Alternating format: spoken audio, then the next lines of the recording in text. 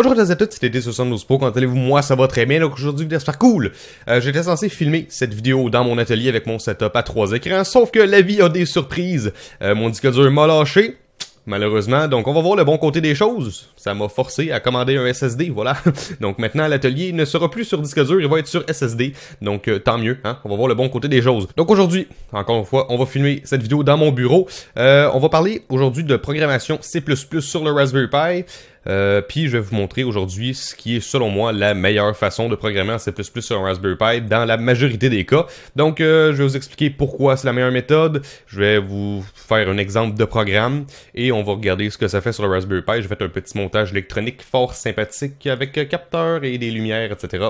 Et quand il y a des lumières, on aime ça! Si je voulais simplement programmer en Python, c'est pas difficile. Sur mon PC, j'ouvre un éditeur de texte qui corrige la syntaxe de programmation. Je programme mon truc, je l'envoie sur le Pi, puis ça fonctionne. En C++, c'est pas exactement pareil parce qu'il faut compiler. Et bien sûr, programmer directement sur le Raspberry Pi avec un éditeur de texte. C'est pas super, surtout quand c'est un éditeur de texte avec correction de la syntaxe de programmation et aussi le compilateur dedans. Ça devient très très long à utiliser. Genre vous écrivez des trucs puis les lettres y arrivent en retard parce que là la correction syntaxique elle embarque et tout.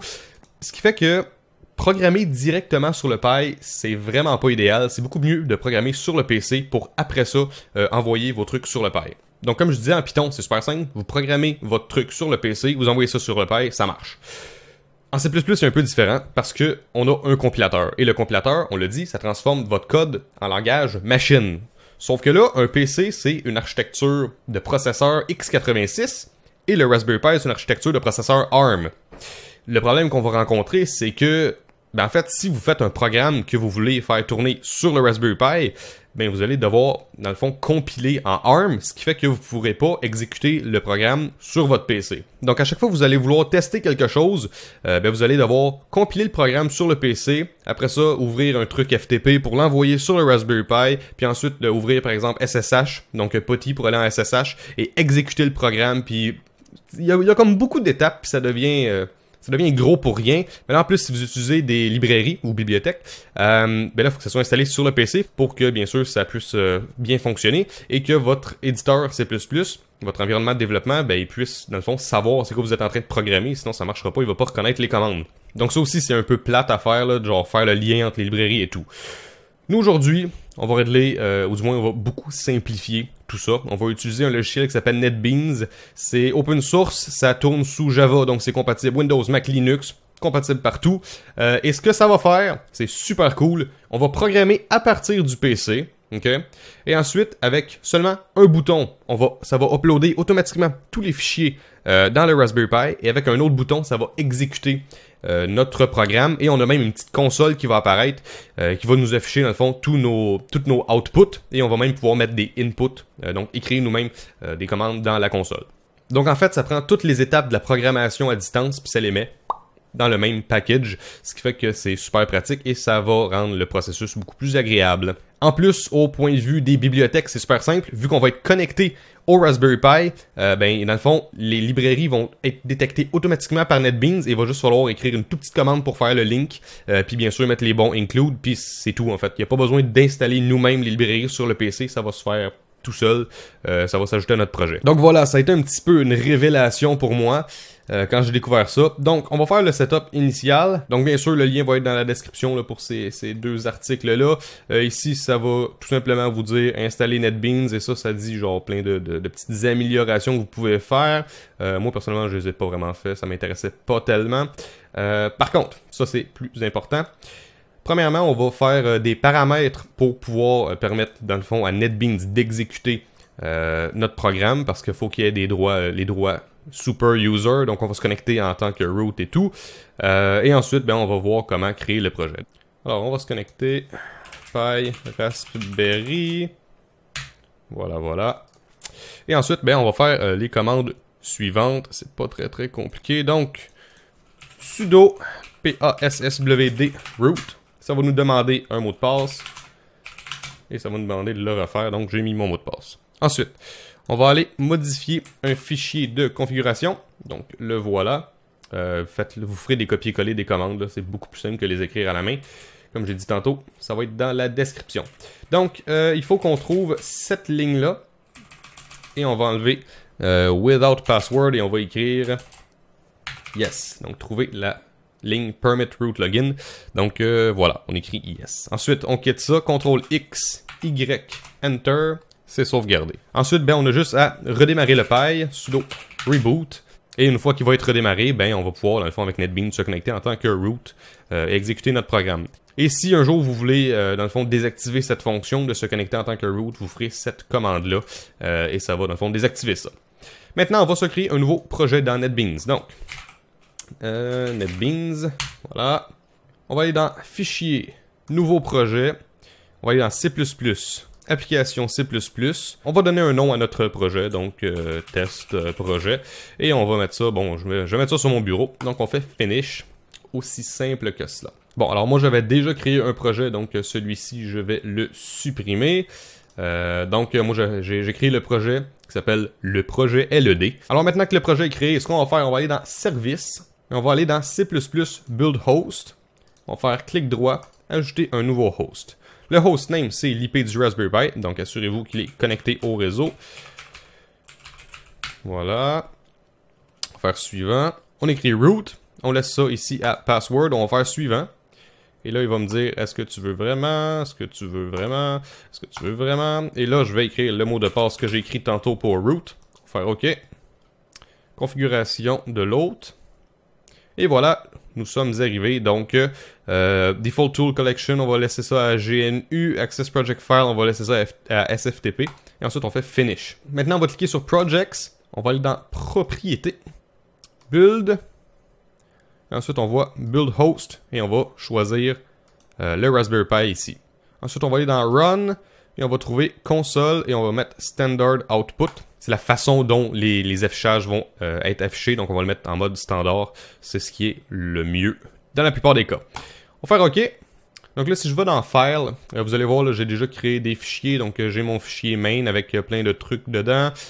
Et j'ai aussi, là, j'ai fabriqué une classe. Donc, je me suis amusé là, à faire un petit programme qui est même multithread. Donc, qui prend en compte là, le multicœur. Mais c'est rien d'optimisé ou quoi que ce soit. J'ai juste fait ça là, comme ça, voilà. Pour le plaisir. Mais par contre, si vous voulez à un moment donné faire... Mais par contre, si vous voulez un jour des tutoriels pour faire là, du C++ orienté objet, puis du multithread là, pour prendre vraiment tous les cœurs du Raspberry Pi, les 4 cœurs, ben vous me le direz, puis je pourrai faire un tutoriel là-dessus. C'est pas très très compliqué.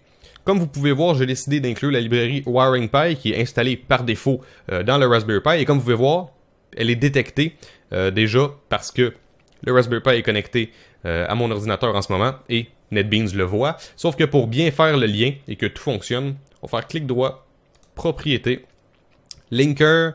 Donc je vais cliquer maintenant sur les 3 petits points vis-à-vis libraries. Je vais faire add option, other option et je vais écrire -L wiring pi. Je vais faire OK. OK. Et encore une fois, OK. Donc en théorie maintenant, notre librairie est bien inclue dans notre projet.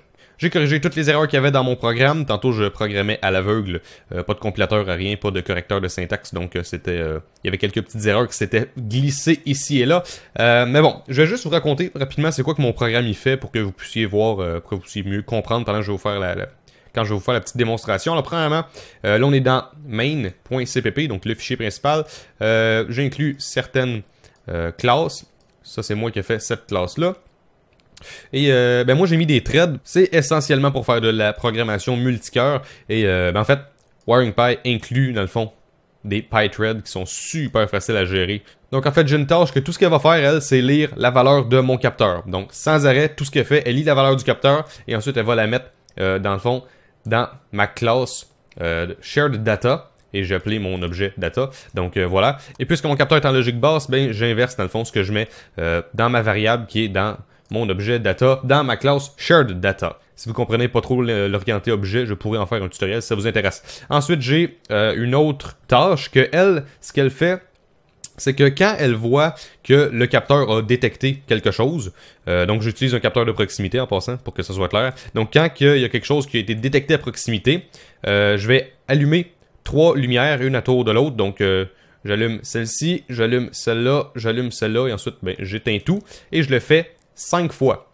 OK? Donc 5 fois. S'il n'y a rien qui a été détecté, ben je vais juste y mettre un petit délai pour pas trop utiliser de computing power. Faut laisser une petite pause au Raspberry Pi quand même. Donc déjà là, ce que vous pouvez constater avec mes threads, c'est que en fait, même pendant que je suis bloqué à faire cette tâche-là, où est-ce que je vais alterner des couleurs 5 fois de suite, ce qui prend quand même beaucoup de temps, ça prend quelques secondes quand même.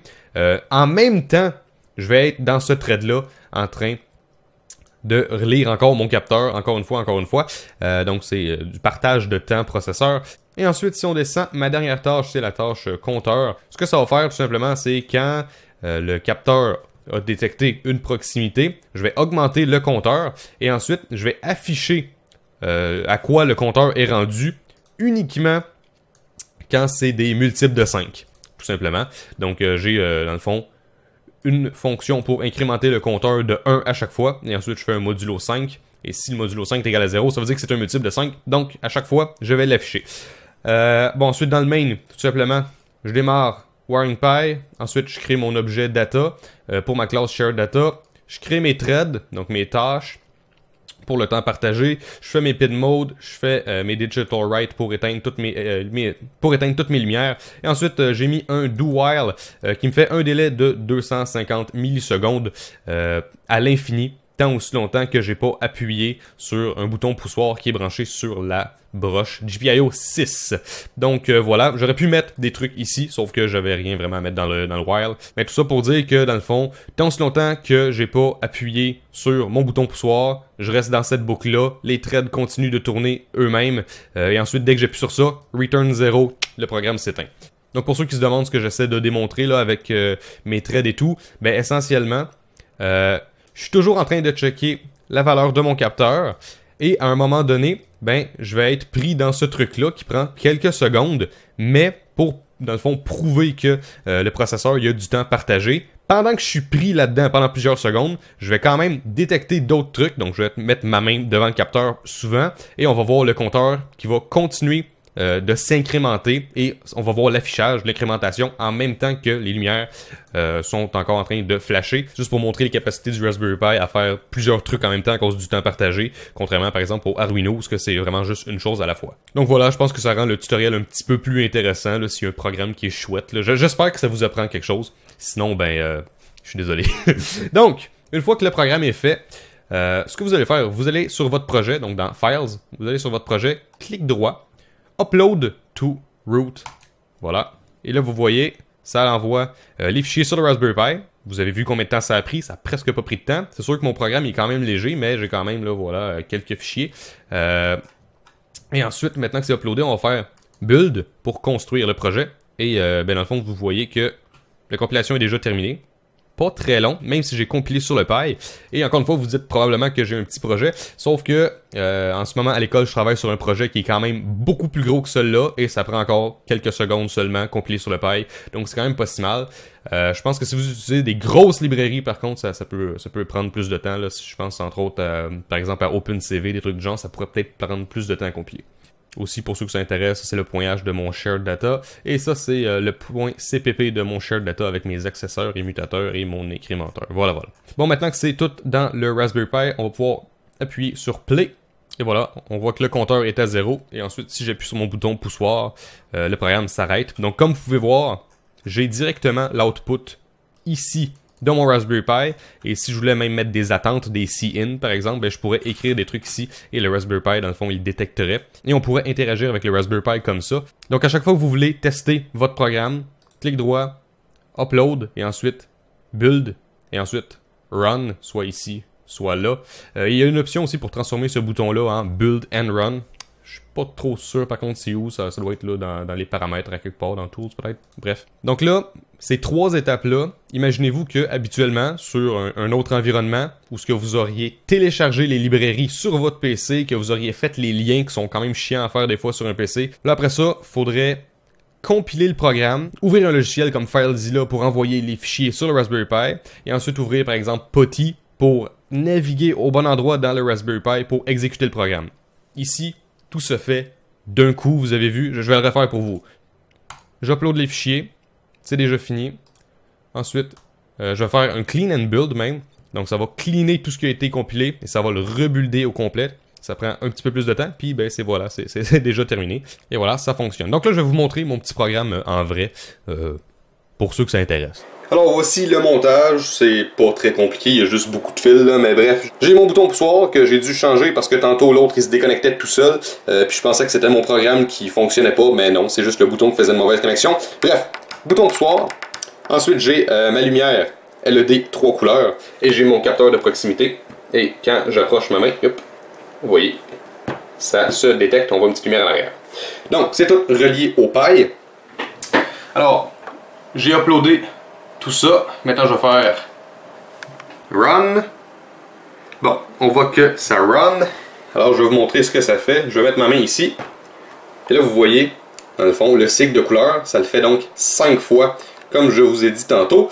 Et là, donc, si je remets encore ma main, 1, 2, 3, 4, 5. Donc, ça dure à peu près 5 secondes, le clignotement des couleurs. Ce qui veut dire que pendant 5 secondes, le Raspberry Pi il travaille sur cette tâche-là, mais vu qu'on a du temps à partager, je peux quand même rester devant ce capteur-là et le compteur va augmenter. Donc, je vais vous le montrer.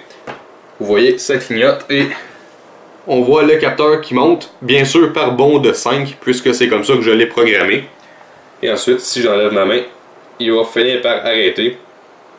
Et voilà. Si je remets ma main, on voit ça continue d'augmenter. Donc voilà. Vous voyez le genre, je pense que ça prouve là, mon point que c'est présentement du temps à partager. Et ensuite, je vais appuyer sur ce bouton-là. Et voilà, c'est terminé. Donc, j'espère que ça vous a diverti, là, ma petite expérience sur le temps partagé et le multithread sur le Raspberry Pi.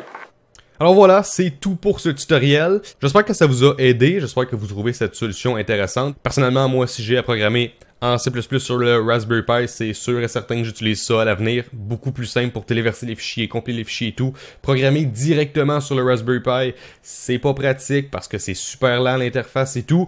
Et programmer à partir d'un ordinateur et tout balancer manuellement, compiler manuellement, faire le lien avec les bibliothèques manuellement, c'est juste désagréable pour rien, c'est de la perte de temps.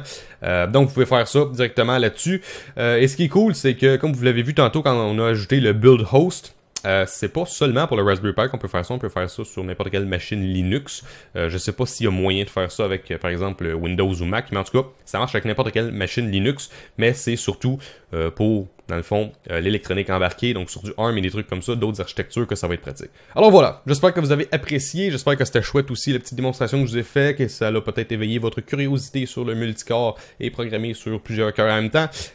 Si vous avez aimé ça, n'hésitez pas à laisser un j'aime et à commenter, et n'hésitez pas à me rejoindre sur tous les réseaux sociaux, YouTube, Facebook, Twitter, Google+, et Instagram. Et moi je vous revois une prochaine fois dans une autre vidéo. Ciao tout le monde!